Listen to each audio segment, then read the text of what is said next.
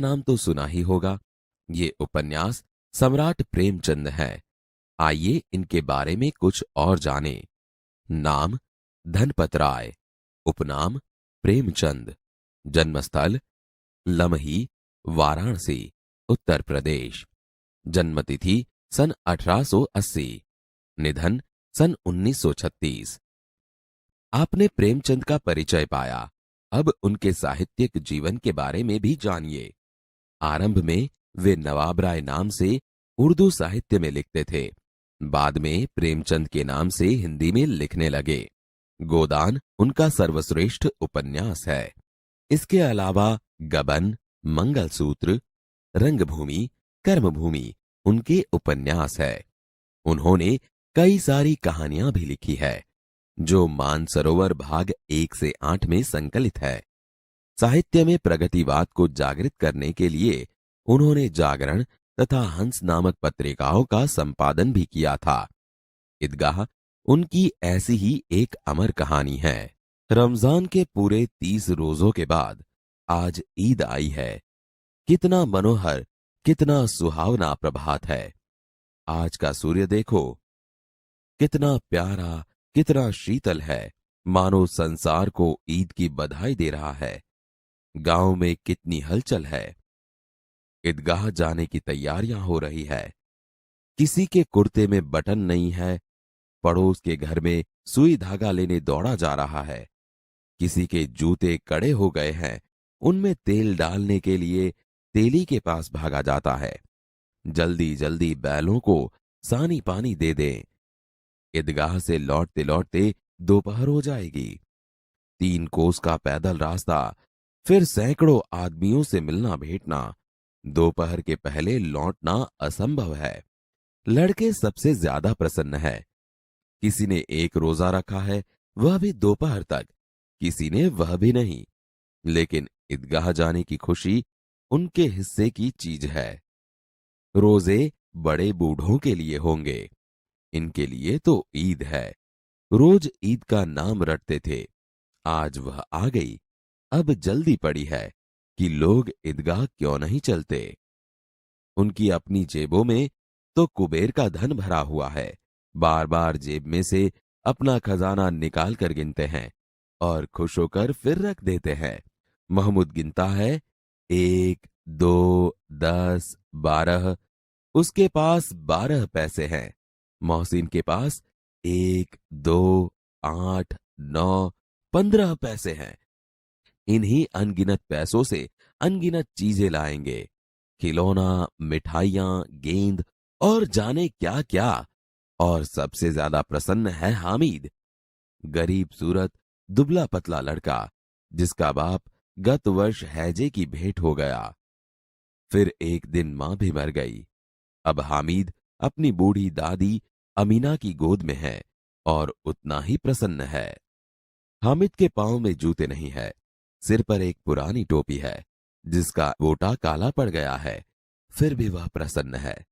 अभागिन अमीना अपनी कोठरी में बैठी रो रही है। आज ईद का दिन और उसके घर में दाना नहीं। इस अंधकार और निराशा में वह डूबी जा रही है। किसने बुलाया था इस निगोड़ी ईद को? अमीना का दिल कचोट रहा है। गांव में बच्चे अपने अपने बाप के साथ जा रहे हैं। हामिद का बाप अमीना के सिवाय और कौन है? उसे कैसे अकेले जाने दे? उस भीड़ भाड़ में बच्चा कहीं खो गया तो क्या होगा? नहीं, अमीना उसे यों न जाने देगी। नन्ही सी जान 3 कोस चलेगा कैसे? पैरों में छाले पड़ जाएंगे, जूते भी तो नहीं है। कुल 2 आने पैसे बच रहे हैं। 3 पैसे हामिद की जेब में, 5 अमीना की बटुए में। यही तो बिसात है और ईद का त्योहार। अल्लाह ही बेड़ा पार लगाए। तुम डरना नहीं अम्मा, मैं सबसे पहले आऊंगा। गांव से मेला चला और बच्चों के साथ हामिद भी जा रहा था। कभी दौड़कर आगे निकल जाता, फिर किसी पेड़ के नीचे खड़े होकर साथ वालों का इंतजार करता। हामिद के पैरों में तो जैसे पर लग गए हैं। वह कभी थक सकता था, बड़ी इमारतें आने लगी। यह अदालत है, यह कॉलेज है, यह कलाघर है। आगे चले। हलवाइयों की दुकानें शुरू हुई। आज खूब सजी हुई थी। इतनी मिठाइयां कौन खाता है? देखो ना, एक एक दुकान पर मनो होंगी। सहसा ईदगाह नजर आई। इमली के घने वृक्षों की छाया है। नीचे पक्का फर्श है, उस पर जाजिम बिछी हुई है। रोजेदारों की पंक्तियां एक के पीछे एक न जाने कहां तक चली गई हैं। यहां कोई धन और पद नहीं देखता। इन ग्रामीणों ने भी वजू किया और पिछली पंक्ति में खड़े हो गए। कितना सुंदर संचालन है, कितनी सुंदर व्यवस्था। हजारों सिर एक साथ सिजदे में झुके जाते हैं, फिर सब एक साथ खड़े हो जाते हैं, मानो भ्रातृत्व का एक सूत्र समस्त आत्माओं को एक कड़ी में पिरोए हुए हैं। नमाज खत्म हो गई। लोग आपस में गले मिल रहे हैं। अब मिठाइयां और खिलौनों की दुकानों पर धावा होता है। ग्रामीणों का यह दल इस विषय में बालकों से कम उत्साही नहीं है। यह देखो, हिंडोला है, 1 पैसा देकर चढ़ जाओ। कभी आसमान पर जाते हुए मालूम होता है, कभी जमीन पर गिरते हुए। यह चरखी है। लकड़ी के हाथी, घोड़े और ऊंट छड़ों से लटके हुए हैं। 1 पैसा देकर बैठ जाओ और 25 चक्करों का मजा लो। महमूद, मोहसिन, नूरे और सम्मी इन घोड़ों पर बैठते हैं। हामिद दूर खड़ा है। 3 पैसे तो उसके पास हैं। अपने कोष का 1/3 जरा सा चक्कर खाने के लिए नहीं दे सकता। सब चरखियों से उतरते हैं। खिलौने लेंगे। इधर दुकानों की कतार लगी हुई है। तरह तरह के खिलौने हैं। सिपाही और गुजरिया, राजा और वकील, बिश्ती और धोबिन। वाह, लगता है अब बोलना ही चाहते हैं। महमूद सिपाही लेता है, खाकी वर्दी और लाल पगड़ी वाला, कंधे पर बंदूक रखे हुए। मालूम होता है अभी कवायद किए चला आ रहा है। मोहसिन को भिश्ती पसंद आया। कमर झुकी हुई, ऊपर मशक रखे हुए हैं। मशक का मुंह एक हाथ से पकड़े हुए है। कितना प्रसन्न है, शायद कोई गीत गा रहा है। बस मशक से पानी उड़ेलना ही चाहता है। नूरे को वकील से प्रेम है। काला चौगा, नीचे सफेद अचकन, अचकन के सामने की जेब में घड़ी, सुनहरी जंजीर, एक हाथ में कानून का पोथा लिए हुए। मालूम होता है अभी किसी अदालत से जिरह या बहस के लिए चले आ रहे हैं। ये सब 2-2 पैसों के खिलौने हैं। हामिद के पास कुल 3 पैसे हैं। इतने महंगे खिलौने कैसे ले? खिलौना कहीं हाथ से छूट पड़े तो चूर चूर हो जाए, जरा पानी पड़े तो सारा रंग धुल जाए। ऐसे खिलौने किस काम के? उन्हें लेकर वह क्या करेगा? खिलौनों के बाद मिठाइयां आती है। किसी ने रेवड़ियां ली है, किसी ने गुलाब जामुन, किसी ने सोहन हलवा। मजे से खा रहे हैं। हामिद बिरादरी से पृथक है। अभागे के पास 3 पैसे हैं, क्यों नहीं कुछ लेकर खाता? ललचाई आंखों से सब मिठाइयों के बाद कुछ दुकानें लोहे की चीजों की हैं, कुछ गिलट और कुछ नकली गहनों की। लड़कों के लिए यहां कोई आकर्षण नहीं है। वे सब आगे बढ़ जाते हैं। हामिद लोहे की दुकान पर रुक जाता है। कई चिमटे रखे हुए हैं। दादी के पास चिमटा नहीं है। तवे से रोटियां उतारती है तो हाथ जल जाते हैं। अगर वह चिमटा ले जाकर दादी को दे तो कितनी प्रसन्न होगी। फिर उनकी उंगलियां कभी न जलेगी। घर में एक काम की चीज हो जाएगी। खिलौने से क्या फायदा? व्यर्थ में पैसे खराब होते हैं। जरा देर ही तो खुशी होती है, फिर तो खिलौनों की और कोई आंख उठाकर नहीं देखता, या फिर घर पहुंचते पहुंचते टूट फूट कर बर्बाद हो जाएंगे। चिमटा कितने काम की चीज है। रोटियां तवे से उतार लो, चूल्हे में सेक लो। कोई आग मांगने आए तो चटपट चूल्हे से आग निकाल कर उसे दे दो। अम्मा बेचारी को कहाँ फुर्सत है कि बाजार जाए, और इतने पैसे ही कहाँ मिलते हैं।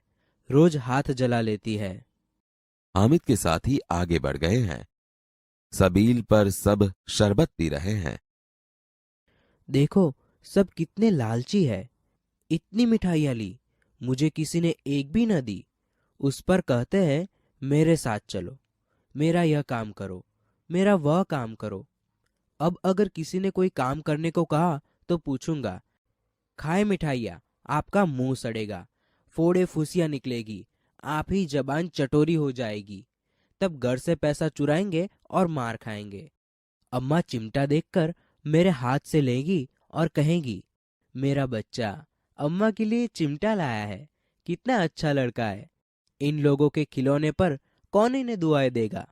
बड़ों की दुआएं सीधे अल्लाह के दरबार में पहुंचती है और तुरंत सुनी जाती है। मेरे पास पैसे नहीं है तो क्या, मैं गरीब सही, किसी से कुछ मांगने तो नहीं जाता। यह चिमटा कितने का है? 6 पैसे लगेंगे। हामिद का दिल बैठ गया। ठीक ठीक बताओ। ठीक ठीक 5 पैसे लगेंगे। लेना है तो लो, नहीं तो चलते बनो। 3 पैसे लोगे?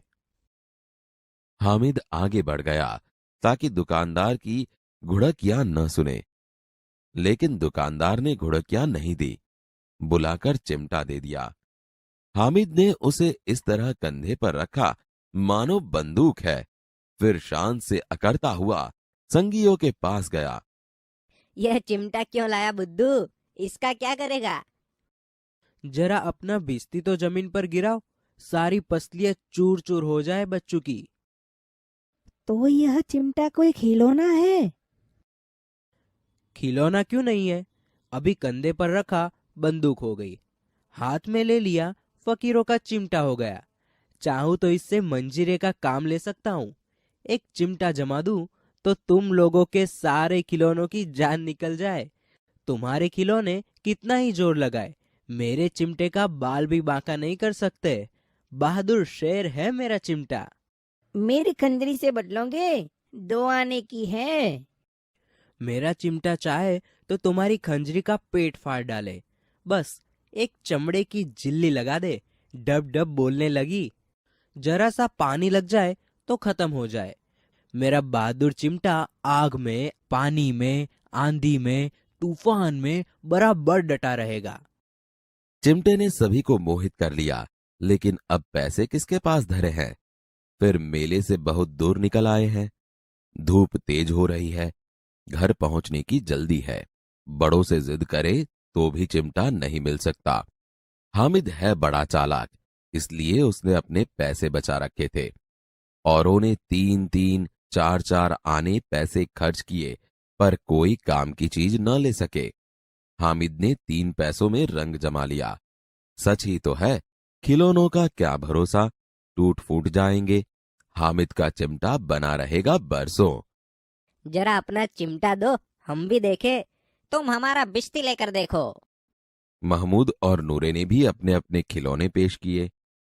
हामिद को इन शर्तों को मानने में कोई आपत्ति न थी। चिमटा बारी बारी से सबके हाथ में गया और उनके खिलौने बारी बारी से हामिद के हाथ में आए। कितने खूबसूरत खिलौने थे। रास्ते में महमूद को भूख लगी। उसके बाप ने केले खाने को दिए। महमूद ने केवल हामिद को अपना साथी बनाया। उसके अन्य मित्र मुंह ताकते रह गए। यह उस चिमटे का प्रभाव था। 11 बजे सारे गांव में हलचल मच गई। मेले वाले लौट आए। मोहसिन की छोटी बहन ने दौड़कर भिश्ती उसके हाथ से छीन लिया और मारे खुशी के उछली तो मियां भिश्ती नीचे आ रहे और सुरलोक सिधारे। मियां नूरे के वकील का अंत इससे भी ज्यादा गौरवमय हुआ। वकील जमीन पर या ताक पर बैठ नहीं सकते, उनकी मर्यादा का विचार तो करना ही होगा। दीवार में 2 खूंटियां गाड़ी गई, उन पर लकड़ी का एक पटरा रखा गया। पटरे पर कागज का एक कालीन बिछाया गया। वकील साहब राजा भोज की भांति सिंहासन पर बिराजे। नूरे ने उन्हें पंखा झलना शुरू किया।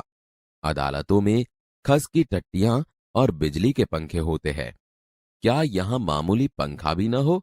बांस का पंखा आया और नूरे हवा करने लगा। मालूम नहीं पंखे की हवा से या पंखे की चोट से वकील साहब स्वर्गलोक से मृत्युलोक में आ रहे और उनका माटी का चोला माटी में मिल गया। फिर बड़े जोर शोर से मातम हुआ और वकील साहब की अस्थियां धूरे पर डाल दी गई। अब मियां हामिद का हाल सुनिए। अमीना उसकी आवाज सुनते ही दौड़ी और उसको गोद में उठाकर प्यार करने लगी। सहसा उसके हाथ में चिमटा देखकर वह चौंकी। यह चिमटा कहाँ से लाया? मैंने मोल लिया है। कई पैसे में? 3 पैसे दिए। यह कैसा बेसमझ लड़का है कि दोपहर हुआ कुछ खाया न पिया, लाया क्या चिमटा? सारे मेले में तुझे और कोई चीज न मिली जो यह लोहे का चिमटा उठा लाया? तुम्हारी उंगलियां तवे से जल जाती थी, इसीलिए मैंने लिया। बुढ़िया का क्रोध तुरंत स्नेह में बदल गया। बच्चे में कितना त्याग, कितना सद्भाव और कितना विवेक है। दूसरों को खिलौने लेते और मिठाई खाते देखकर इसका मन कितना ललचाया होगा। इतना जब्त इससे हुआ कैसे? अमीना का मन गदगद हो गया। वह रोने लगी। दामन फैलाकर हामिद को दुआएं देती जाती थी और उसकी आंखों से आंसू की बड़ी बड़ी बूंदें गिर जाती थीं।